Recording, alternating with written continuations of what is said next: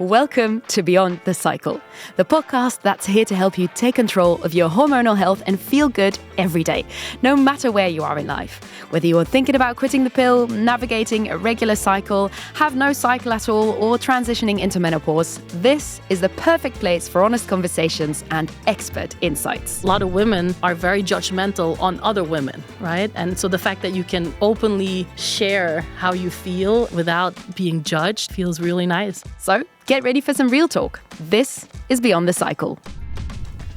We are beyond excited to have Kim Clijsters on the podcast today. She's a Belgian professional tennis player and one of the most accomplished athletes in the sport. She won the US Open 3 times. This time, she's not only here to talk about tennis, but also about something equally as important, perimenopause. Welcome, Kim. Thank you. Thanks for the introduction and thanks for having me. A pleasure. Sitting with us as well is Morgane, Leten, co-founder of Good Woman. She will share her expertise and provide valuable background information on this topic. Welcome, Morgane. Hello, thank you. I'm so honored to have you, Kim, at this table. I'm super excited, also a bit nervous. Yeah, let's do it. Yeah. Yeah, it's amazing that we're here together in New York, as all of us are originally from Belgium. Right. So thank you for being here with us today. How is New York life treating you? I had the closest drive, I guess, right? You guys all flew in for this. And for me, I'm in New Jersey, so I'm about an hour, 15 minutes by car. So I love coming to the city. Love, especially on a day like this. It's sunny out. It's you get to walk around in a beautiful neighborhood and experience the adventures of New York City. And it's a lot of fun. And what projects or activities are you currently focused on? Yeah, there's quite a few, which is what I love. The role of a mother is probably my biggest role currently. Mm-hmm. Yeah, some different projects going on, starting some tennis retreats, invested in some property that we're renovating, where I want to do some retreats in the future, where we play some sports, tennis, pickleball, but also focus on well-being, mental well-being, saunas, and all that stuff. So a lot of things happening. Okay, so apart from all the projects that you're doing, you also recently shared a personal story online about where you discovered that you were entering perimenopause. And the story really caught on in the Belgian media. Did you expect that? I did not. It was such on my walk, I kind of think about things or want to share some of the things that I have been listening to or a podcast that I listen to. And there's a few people that I've been following for many years already and kind of follow their life. And then, on one of the big podcasts that one of the doctors that I followed, she spoke about perimenopause and some of the symptoms. And I was like, This just sounds very familiar, a few things. And so, so I just started recording it and didn't really think about the consequences of it until, pretty soon after I started getting so many reactions from women from all around the world and that were sharing their experiences and thanking me almost, like to talk about it openly, which is weird, I feel, because I don't have a problem with it, like sharing my issues or it's important to be able to, especially with women, that we get to share amongst each other the struggles that we have. I feel like we always try to be strong, and you always have to be, the strong mom or the strong, like everything. And so to sometimes share your vulnerabilities is, I guess, gets appreciated a lot by other women as well. It's still a taboo then, if people are so surprised that you're talking about this? I mean, the fact that it got so much attention, I do think it is something unusual still.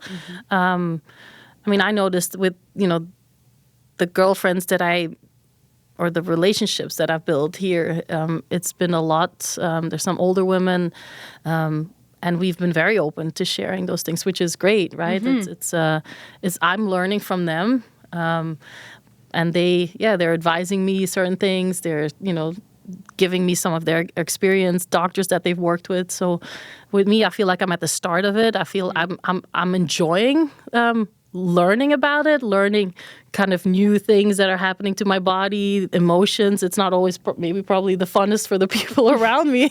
But, with my girlfriends, we have this thing called, the Hulk came out yesterday. We say like the Hulk, like, I'm like, what do you mean? She's like, I don't know what was wrong with me, but everything that anybody was doing in my house, like even if my husband was just breathing, I couldn't stand it. Like, so it's like really funny to share some of these like stories. And so it's without any shame, without any judgment. I think that's the most important thing. I think, a lot of women are very judgmental on other women, right? And so the fact that you can openly share how you feel and what's happening and your struggles and your doubts and without being judged and it all being received with a very open mind, and it feels really nice. And it's a nice, Yeah, you learn a lot from anecdotal experience, from sharing it with your friends, I assume. Yeah, I do, yeah. And it just makes you feel good, right? Like it's easier to share it with a girlfriend who's a little bit older, who's gone through some of these things, who can understand it, than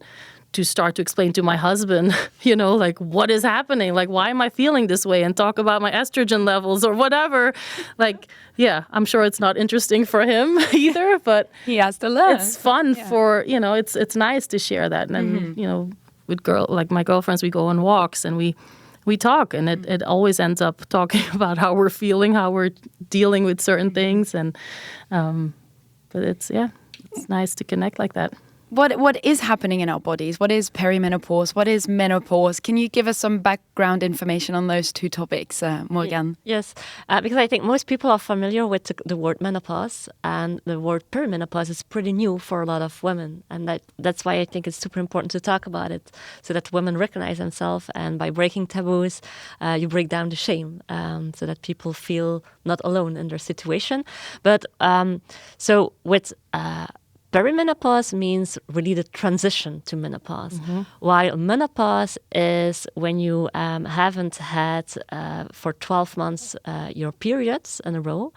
So it means that your periods completely stopped. And that's because there was a drop of estrogen and progesterone. And it also means if you don't have your period anymore, you don't ovulate anymore. So it means that your body doesn't make any progesterone anymore. And also your estrogen levels are really low. While in the perimenopause, you have a lot of ups and downs, intense hormonal fluctuations of estrogen, and that's why you experience like hot flashes, mood swings, fatigue, brain fog, and all these things. And that's the thing that women don't know, because often we say like, my body stopped producing estrogen. No, in perimenopause you have really high peaks of estrogen, and then it goes suddenly down, and that's why you feel sometimes like, what's going wrong with me? Yeah. What were the first signs for you? Brain fog. Okay. Extremely. To a point where I'm in a conversation, sometimes doing an interview, and losing my thought completely. And I felt like holes, like Swiss cheese, like my brain, like holes in my brain, and or talking to my kids or my husband about like some serious things, and all of a sudden what was I talking about? Like, where did I want to go with this? And so it very strange, to a point where I started thinking, unfortunately, like my mother-in-law, she just got diagnosed with Alzheimer's, and like seeing some of the things that she's dealing with, I was like, what is happening? Like, do I have issues with my brain? And then, of course, started connecting some dots, and And is it similar with like, I had also brain fog when I was like pregnant, or like postpartum, just after giving birth. Is it the same feeling, or is it totally like something new that you experience? So I never experienced that during my pregnancies, but to me it was a very clear, and it happened recently, like earlier this year, like last 6-7 months, I would say. And it just literally starting a sentence and then, wait, what did I want to say? Like really having that kind of forgetfulness almost, and it's not all the time. It happens once in a while, and it happened more frequently a few months ago, and that's why I started like even looking into it even more and learning about it, reading about it, listening to podcasts. One of the things that I didn't know is that menopause is literally, it's one day basically, right? Is where you have, like you said, 12 days of 12 months without a period, and then you go into postmenopause, and I never thought about that. I thought menopause is what women are in for almost half of their life, and so it's been so interesting and to learn. And I come from a sport where women's sport is we have to focus on our health, and there's a lot of we travel with doctors and physios on tour, and it's. So you're also aware what's happening in your body. I imagine. We always had to kind of talk to them about like, was our period regular? We had to deal with jet lag all the time, intense workouts, intense training, different foods all around the world, stress, pressure that you're dealing with. So we've always had to learn from a young age to communicate and to think about our periods. I'm lucky that my mom, from an early age, like she had a really good, or she still has a really good gynecologist in Belgium that she took us to, my sister and I took us to when we were, I think when I went the first time when I was 16, 15 years old. And I felt so, like she was such a great gynecologist, like open to talk about anything, questions that we had. So it just felt it felt normal to talk about it, and it was not something to be ashamed of, and so I feel very lucky that I was able to experience it that way, that there was no kind of trauma behind, or fear or behind a period or talking about it with anybody. Even with my dad, I would talk about it at times, which was which is crazy. And it's important. And also the fact that I don't know, how did you handle your perimenopausal symptoms now? Did you go to a doctor? Because with Good Woman, we did some research, and we did a research with over 2,000 women, and we asked a lot of questions about perimenopause. And one of the results is that it's only 3 out of 10 women go to the doctor to speak about their perimenopausal symptoms. So I'm wondering, what did you do when you discovered, like, okay, I have brain fog? What did you do? I'm still, I haven't gone to a doctor. I've talked to some doctors. I'm at that stage where I want to start with like healthy supplements. My whole life I've taken supplements. I never took medication, painkillers. I stayed away from it because I really wanted to feel how my body was feeling and not kind of disguise it with medication. That's kind of my personal view on things. Same now, like with perimenopause. I want to take supplements. I want to experience how I'm feeling on the supplements, when I'm not on the supplements, and really learn to notice how my body reacts. And I'd like to take control of it myself. But that doesn't mean that I'm not going to go to one. I definitely want to. Also, maybe depending on what kind of doctor too. I think it where do you go? Yeah, that's more the issue, right? I talked to my friends in Belgium, and one of my girlfriends who has been really struggling more mentally, a lot of anxiety, and she got put on antidepressants, and where, of course, I'm not a doctor, but I do believe like perimenopause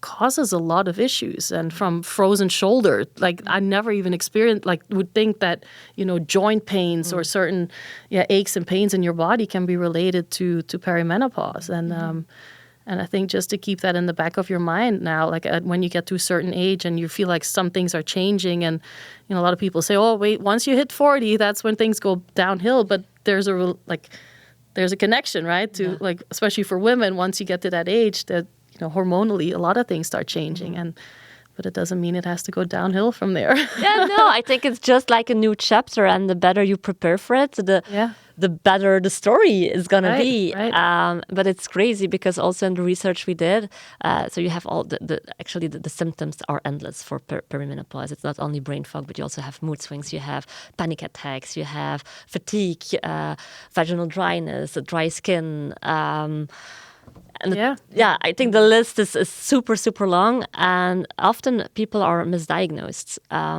because, for example, if women have they feel fatigued or brain fog or anxious, then they get the label of burnout or depression. Yeah. Why actually there's a big link with the perimenopausal symptoms, but often they don't recognize it as a perimenopausal symptom.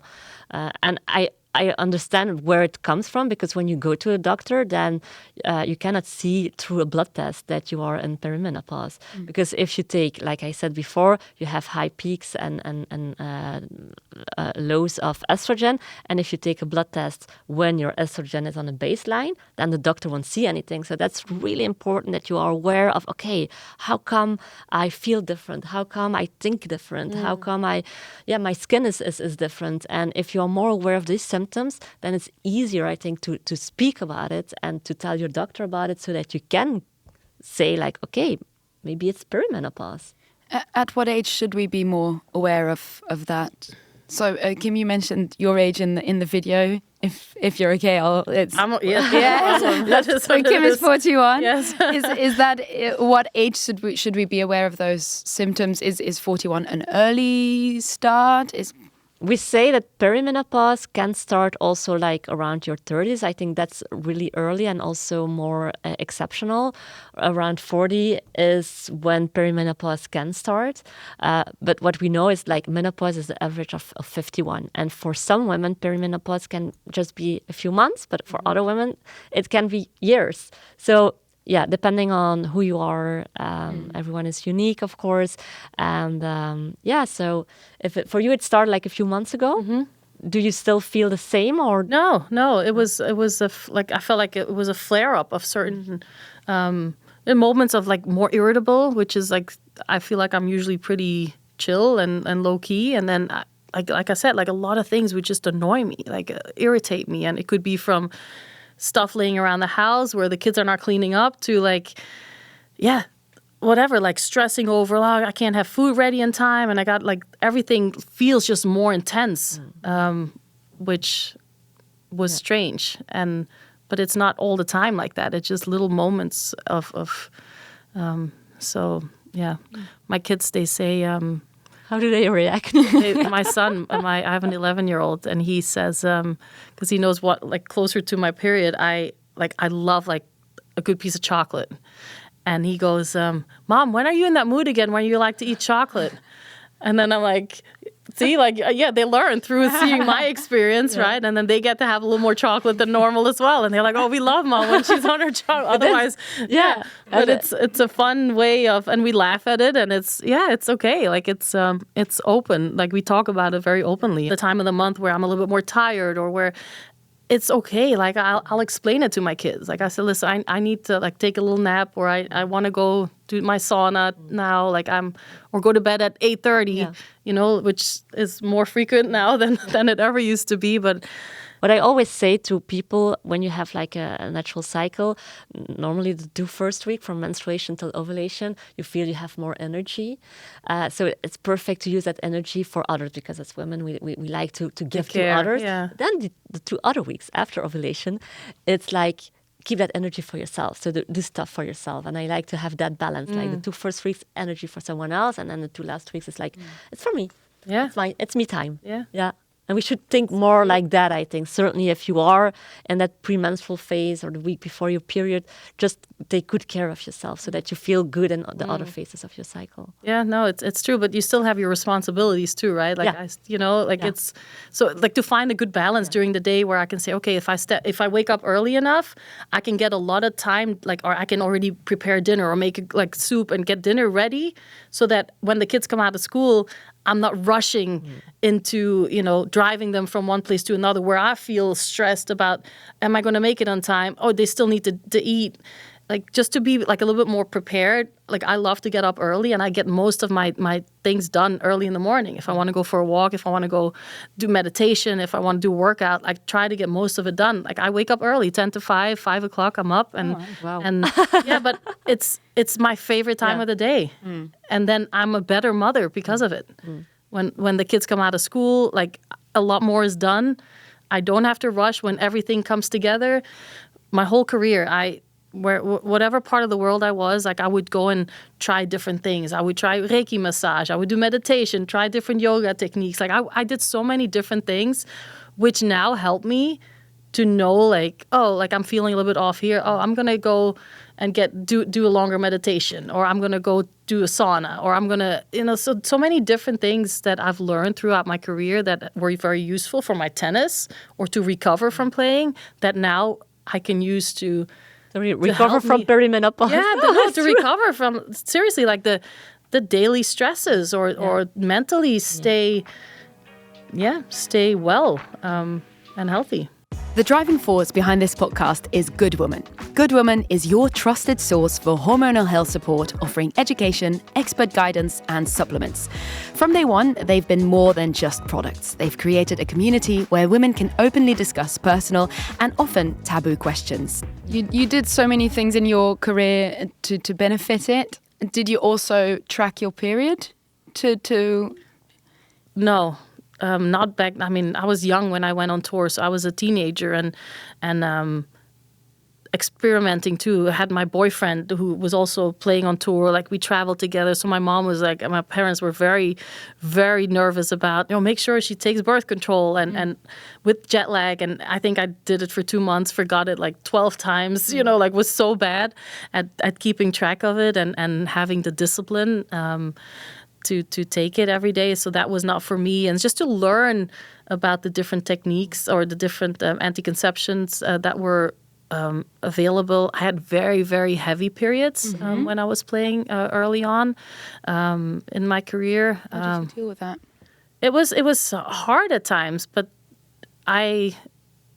although I had heavy bleeding, always kind of like low in iron, so fatigue was a lot of times an issue. I had some like iron injections that they used to do back then, but I never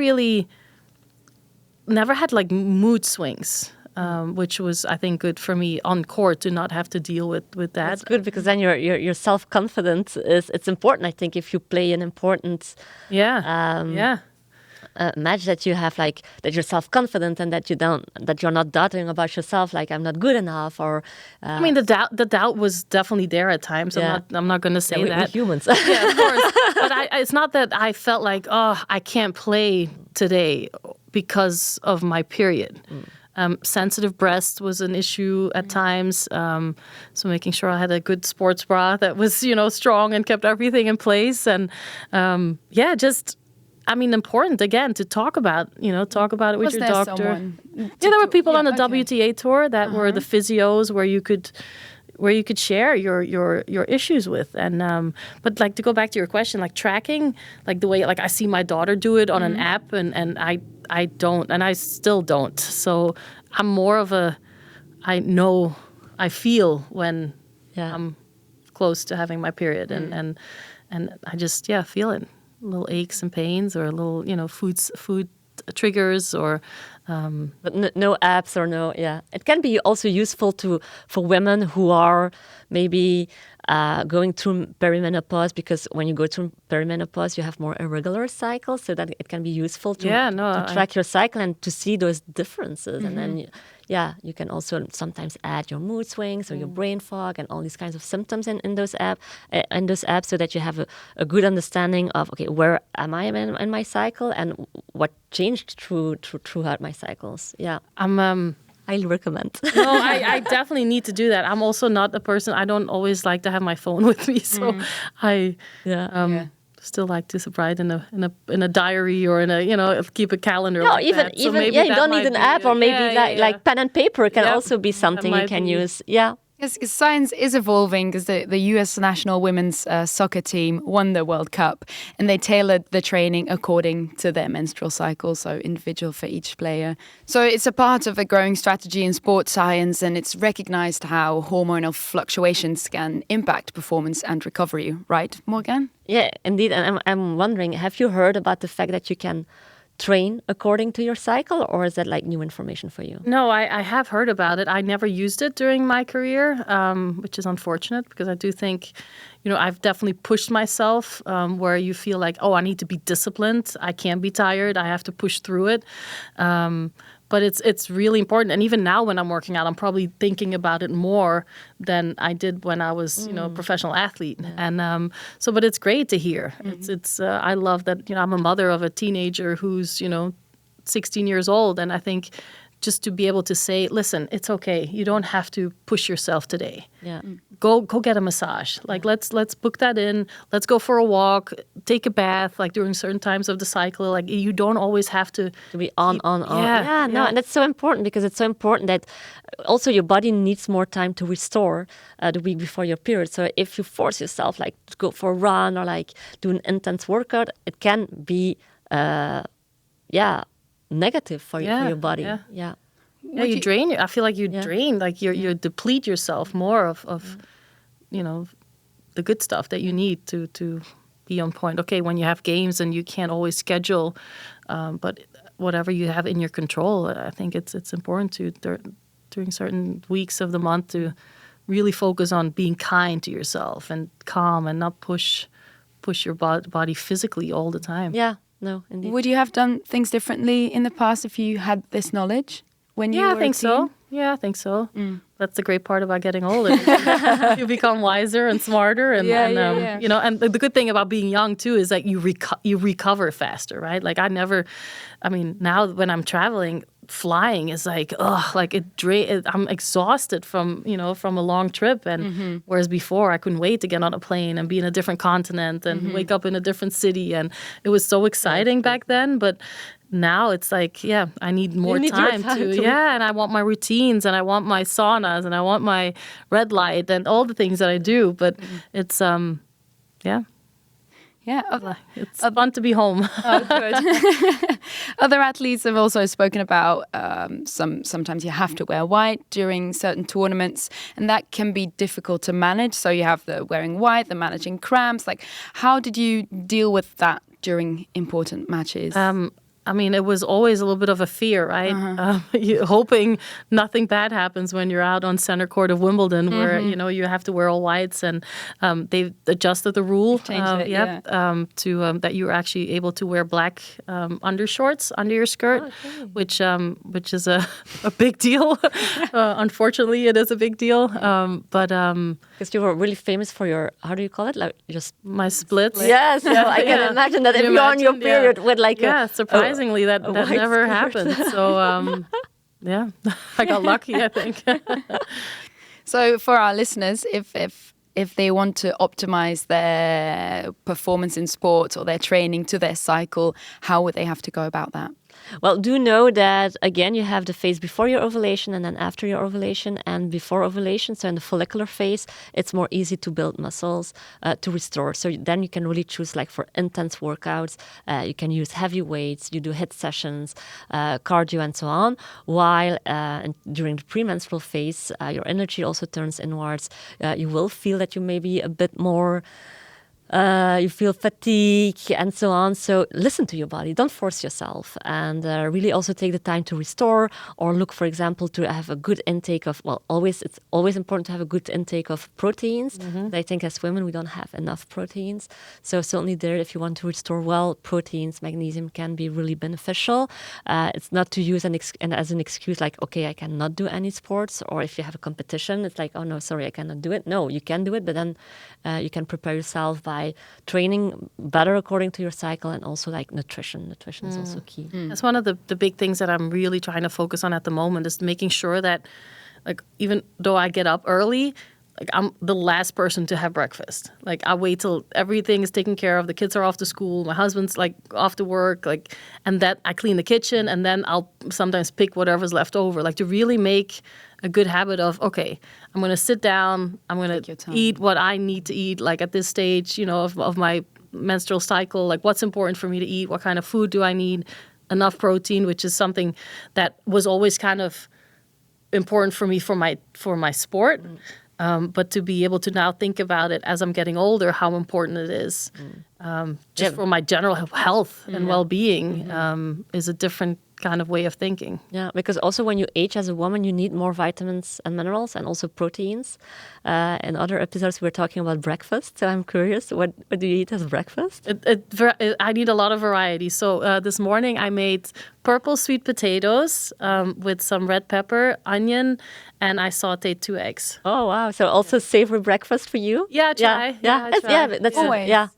Most of the time. Sometimes in the weekend I'll do like a little bit more of a We call it a smorgasbord here in the States, but I'll try to add some, like I'll make some French toast or like things like that. But yeah. Are you very aware of taking care of yourself for your future self? What do you think about the future? Where do you see yourself and your health, you and your journey in the future? I mean, for me, future, yeah, I've learned through my sport not to think too far ahead, to really try to stay in the moment, which is kind of what I still like to do. To me, it's important that I can still, if my daughter says, "Hey, Mom, can you play defense on me when she's playing basketball?" that I can do that physically. Yes. That I can play Competition is pickleball. still on. No, I want to be able to do that. Yeah, It's to have not enough that energy, I need to beat her, not at all, but I don't want to be the mom that's like, no, I can't do that. If I want to go cycling, I want to be able to do that. I want to be able to go lifting. I want to be able to dance. I want to, like normal things that I'm lucky that my sport hasn't taken away any of my physical. I have some herniated discs and stuff, but nothing that kind of stops me from doing the things that I want to do, which is great. Yeah. So What are the things that you do on the daily to maintain that healthy routine and lifestyle? So I start with drinking my lemon water and some turmeric or ginger. That's like my go-to. Like I don't eat anything before I do that. Then I have a red light therapy light in my bathroom that when I'm kind of dry brushing my skin, I turn that on and then I go probably get ready. And depending on, I go to the gym. My husband's school, they have a gym on the bottom, so we run to the school. A lot of times we do it together, which is nice to be able to kind of share that together. And sometimes I do a walk in the morning with the dog or without the dog, depending if he's still asleep or not. And then get ready, right, for the kids. Make sure that everything is done, and then fit my breakfast in there somewhere. Okay. What is the skin air Dry brushing? Yeah, just What like is it? it's like this brush that I have that I use every morning where I just kind of Everywhere. go over start with the ankles, work your way up, arms always kind of towards the heart, get your lymph nodes up and running, and Oh, wow. Yeah. You do it every day? every morning I like a routine. for a long time, for Wow. What are the benefits of it? Do you know? activating the lymph nodes, kind of getting good circulation. How long have you been doing that for? Long time, since I did my first health retreat when I was 17 in Australia, and it was something that they taught us to do there, and I've Ever since? always, Oh, wow. So, Let's try it. it's so fun. It feels really good. May I be supposed to ask you if you're taking hormonal contraception at the moment? I'm not, No, not. Okay. and I'm very happy I don't Okay. have to do that. So since probably my second child, I've been off everything, and I've never felt better. Okay. Because also concerning the perimenopause, taking hormonal contraception can delay or make it harder to No, it won't. recognize? I What's the link? don't know if it's gonna delay or not. But what I know is that when you take hormonal contraception, you will not know when you are in menopause because, for example, if you take the pill, then you have your bleedings because in the week that you don't take the pill, you have kind of withdrawal bleeding.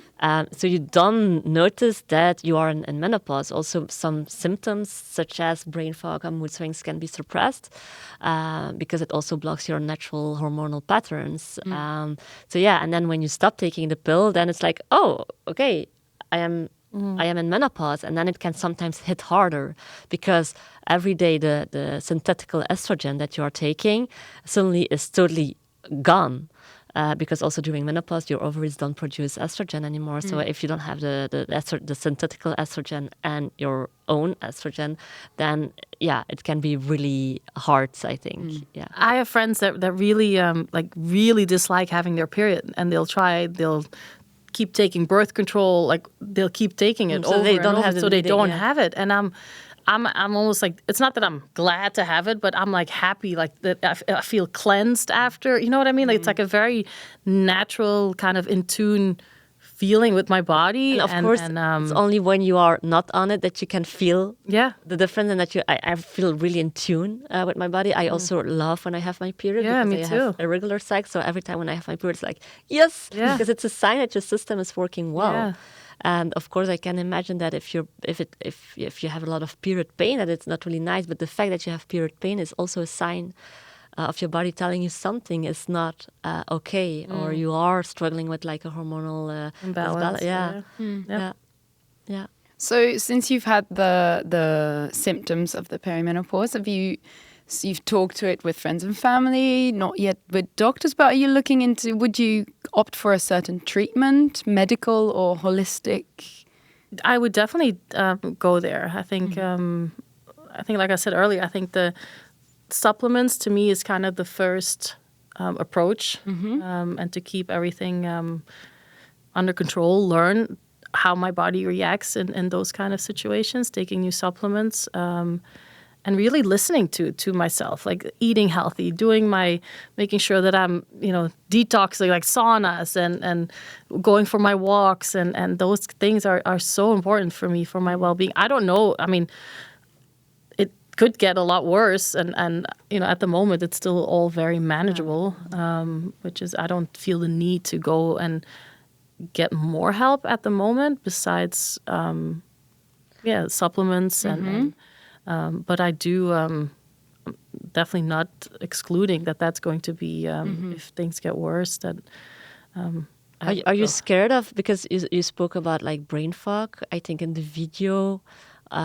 you also spoke about other symptoms.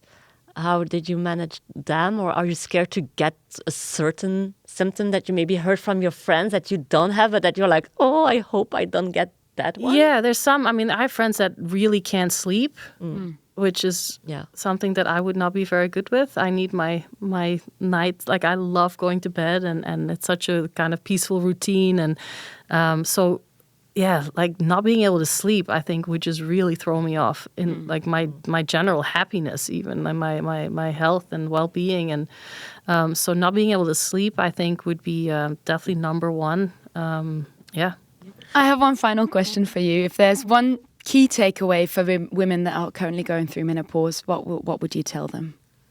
I think that the one thing that for me has been very important is to realize that it's okay to not always feel your best. If you have a day where you feel a little bit off, it's okay. And it's okay to communicate that, and it's okay. I also come from, you got to be strong, and you always have to be ready to go and compete. And now that I'm older, it's nice to be able to say, listen, Mom needs a little nap, or Mom, I'm going to go upstairs. I'm going to read my book. I just want to be in a quiet room, or I'm going to take a bath without, Mama, like always that kind of thing. And so I think it's okay to not be okay, and communicate that, and with the kids, with your partner, to yourself most of all. I think that's where it all starts, right? To understand for yourself that it's okay to listen and to not always feel your best. Anything you would say, Morgane? Yeah, no, I think it's a wonderful conversation, and it's beautiful to see how you take care of your body. And of course, it doesn't happen in 1 week. To take care of yourself and to get to know your body and how you feel. And I think you had a great environment around you. I think the sport world also is a good part of that. Of course, some women can feel lonely in that journey, and that's why it's important to have those conversations and to break taboos around it. And also, when you feel something is not okay, like, speak about it, or find a healthcare provider that really understands the problem and that takes you seriously. Because often we hear like, oh no, it's fine, I don't see anything, it's okay, there's nothing wrong in your blood test or whatever. But if you really feel that something is not okay, please talk with someone who takes your problem as seriously as you do. Yes, great advice. So I want to thank you so much for being here. Your presence means a lot to us, and we greatly appreciated that you took some time to travel here and to talk to us on this podcast. It was an honor for me. I'm very excited that you're doing this and that you're spreading the word. And we'll make we'll spread life the word easier. together. We'll make life easier for a lot of women, and just by communicating about it and learning about it. So good job for you. Well, thank you. You can find a lot of additional information in the show notes, or if you have any question, please reach out to us at goodwoman.com. Thank you so much for tuning into this episode and for helping us shed light on these very important topics. Be sure to share any of these episodes with your friends or your family, and keep an eye out because who knows, more exciting episodes might be coming your way. Thank you so much for listening. Bye-bye. This podcast was brought to you by Good Woman, produced by the audio collective Velcro, based in Belgium.